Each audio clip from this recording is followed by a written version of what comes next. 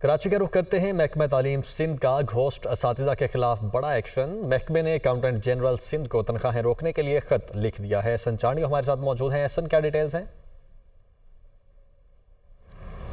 जी बिल्कुल, देखें ऐसा ही है कि जो गुज़िश्ता माह से ये देखने में आ रहा था कि घोस्ट मुलाजिमीन के ख़िलाफ़ जो है वो कार्रवाई शुरू कर दी गई थी, लेकिन अब महकमा तालीम सिंध की जानिब से जो है वो बड़ा एक फ़ैसला सामने आया है कि अकाउंटेंट जनरल सिंध को बाकायदा तौर पर ख़त लिख दिया गया है और उसके फ़ौरी हरकत में आते हुए AG सिंध की जानिब से इन मुलाजिमीन की जो है वो तनख्वाहें रोक दी गई हैं। जो हमारी सेक्रेटरी तालीम से भी बात हुई है, तकरीबन 2019 के करीब सिंध भर से ये मुलाजिमीन हैं, जिसमें असातिज़ा और गैर तदरीसी अमला जो है वो शामिल है।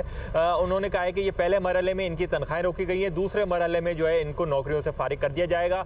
जो आदाद शुमार सामने आया है, जिन शहरों से मुलाजिमीन को घोस्ट करार दिया गया और उनकी तनख्वाहें रोक दी गई हैं, उनमें कराची में 144 हैं, हैदराबाद 132, मीरपुर खास 114 और सबसे ज़्यादा जो आदाद शुमार सामने में आ रहा है 464 कंबर शहदाद कोट से है।